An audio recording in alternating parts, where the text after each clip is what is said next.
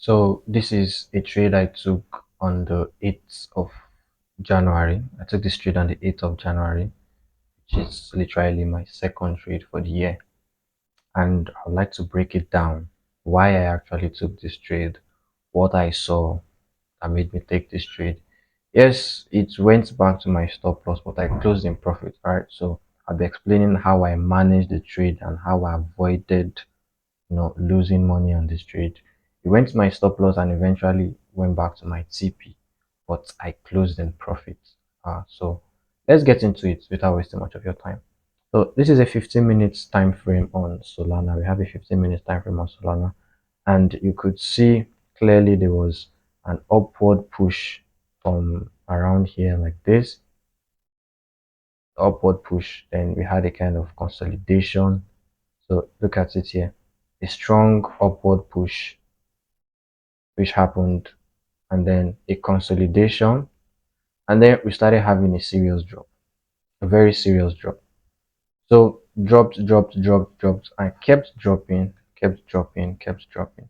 So at this point, I was looking for a way to short the market, but the market is like a moving train or a moving bus. You need to wait. That is why I do not use market order. I guess I'll still have to make a video on why I strongly don't like using market order and why I prefer limit order to be the best way in my own perspective to enter a trade.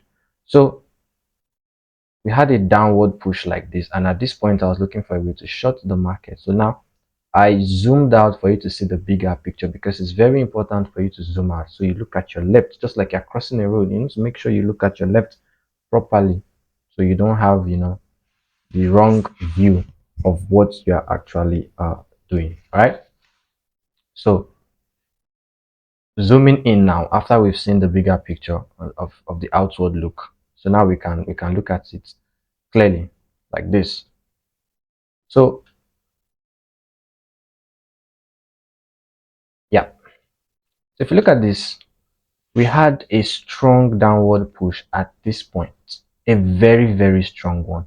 And if you watched my supply and demand video previously, you know that I'm looking for three things in order to trade my supply and demand: an aggressive move to the downward side or to the upward side, a fair value gap at the beginning of that move, and that move has to break structure. So this was a supply zone. My SD boring explosive marked it as a supply zone also. It's no longer a supply zone because it went above and crossed it. But at that point, it was a very, very valid supply zone. Very strong, very, very strong. It went down strongly like this. And then at the beginning of the trade, there was a fair value gap, right? A fair value gap was formed, which my indicator, which is the BOS and CHOCH, helps me to identify every fair value gaps on my chart. So it immediately identified there was a fair value gap, a strong downward movement, and that downward movement broke structure. And you can see here it has already taken liquidity.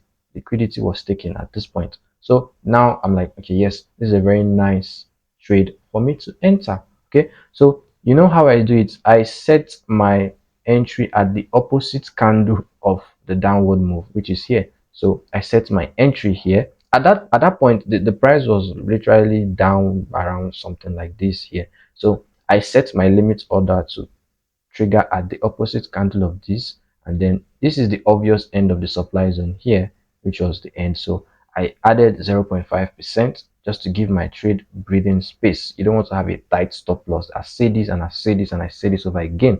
You can have a very good analysis, but if your stop loss is too tight, you won't be able to enjoy that move because you get stopped out first before the move eventually plays out. So I moved my stop, I made additional stop loss like this. Some people might be like, this is too big. Some people like, this is okay. But to me, this is very, very okay. This is a nice stop loss to have. Okay. So upon this, and then how do I set my take profit? If you look at this properly, let me shift this a bit so we can see a clearer picture of what happened. I'll return it back. So you see, this was a downward move, fair value gap, broke structure. And you can see at this downward move here, there was a fair value gap. Look at this line. Perhaps I should draw it. So if you're looking at this point like this and this point like this, another line here, this point like this. So you can see a very, very huge fair value gap, a very huge one in between. Or let me use the box so you guys understand properly.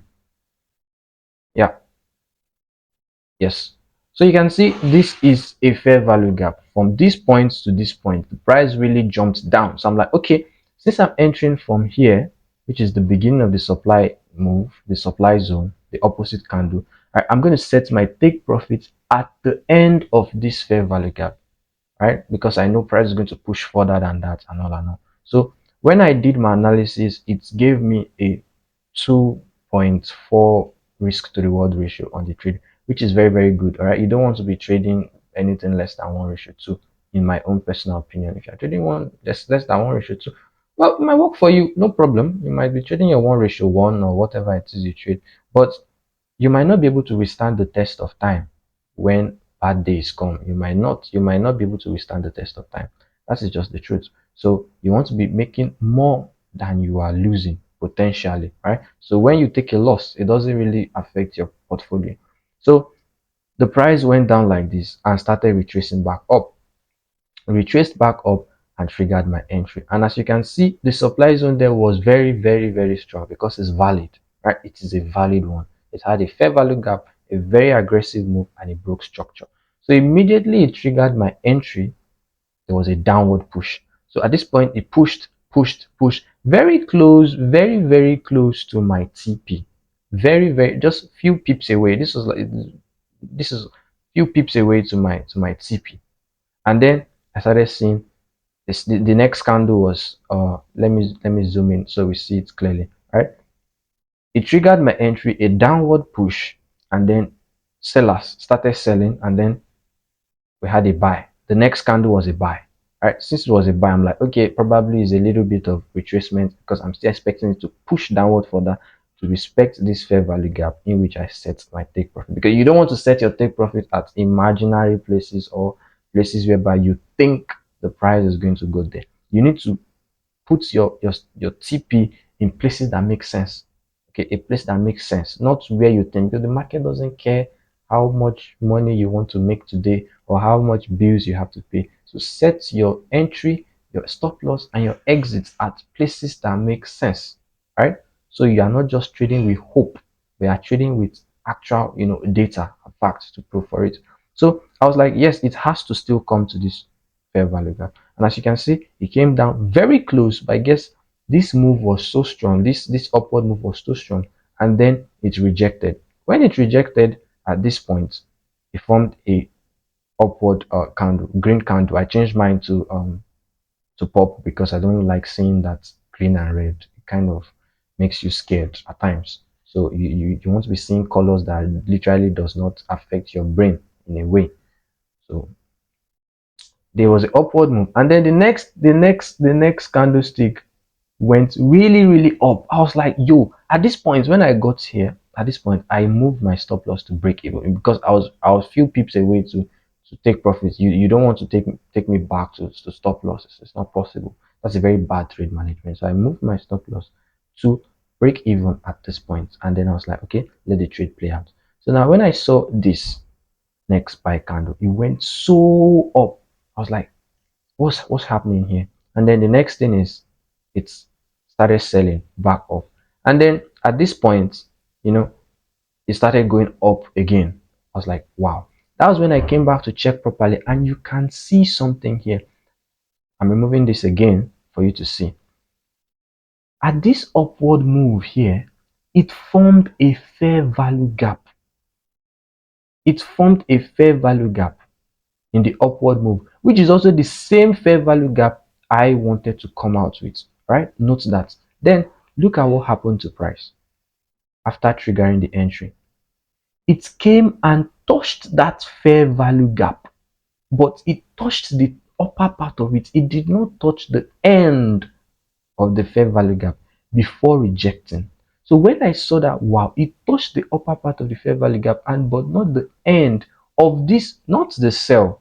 the upward fair value gap, the upward retracement move, and then it started rejecting. I knew, okay, now we might no longer hit TP immediately at this point because it has already touched this fair value gap here and is rejecting strongly. So we had the upward move. After the upward move, my stop loss was already at break even, and then it came down again and then started pushing upward. At this point, when I saw it was pushing upwards again, I was like, nah, I'm out, I'm out. So I closed my position around somewhere here or there. It was like almost 1:1 or something. I think 1:0.8. So I closed my trade at that point because you can't take me from 1:2, if not more than 1:2, back to stop loss. That's a very, very terrible trade management. So at this point, I closed around somewhere here. So I just closed the position.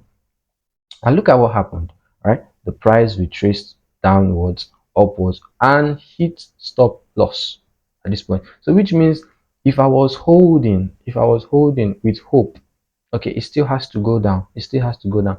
I'll have lost on this trade. And after it hit stop loss, then it went downwards, going to TP, which no problem. I already made a little profit from this trade and I was out. Although that was not the whole profit I was aiming to make, but since it was going against me, you need to know when to come out of a trade when you are wrong.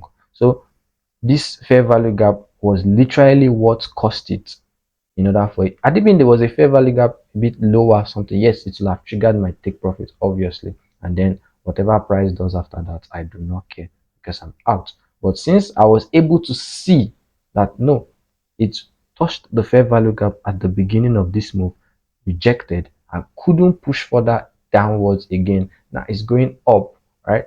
At that point, I just had to leave the trade. So that is how you manage your trade. You can make analysis, you can be correct on your analysis, set your stop loss at places that make sense, set your entry at places that make sense, and set your take profit at places that make sense. Right? So you can be able to also monitor your trade. And once your trade triggers, monitor it because sometimes the market can change structure, the market can change, right? Your analysis that did might become invalid at some point. So manage your trade properly. I do not expect anyone to go into 1:2 in profit and then go back to hit your stop loss. That is terrible. Very, very terrible. So at least you need to cut your losses. Is either you're breaking even out of that trade, no, or you're coming out with a little bit of profit, because at the end of the day, hey, little profit adds up, little profit adds up. By the time, instead of you to have hit your stop loss, you did a 1:1, doesn't mean the 1:1 was your initial target, but you did a 1:1. Another trade that was supposed to hit your stop loss, that's a 1:1. Now you've done a 1:2. You've had a 2R where you could have lost 2R, but you made 2R, right? So that's very, very good trade management. And I'll see you guys in the next trade I take. Any trade I take this year, I'll be documenting it. Those that hit TP, those that hit SL, those that I break even from, and you'll be seeing it. I personally am someone who does not take so many trades. I'm very, very selective with the trades I take because you need to treat trading as a business and not something you just want to do for fun. So I see no reason why I should be taking 4 or 5 trades in a day, 4 trades in a day, exposing myself to so many risks in the market. I'm only taking trades when I see a very good opportunity to capitalize on. And once I make my profit from that, I'm out. No greed, no FOMO or what it is. Yeah, we experience greed, we experience FOMO, but I learn how to control it so that I don't end up taking stupid losses that could have been avoided had it been I respected my trading plan. See you guys in the next one. Cheers.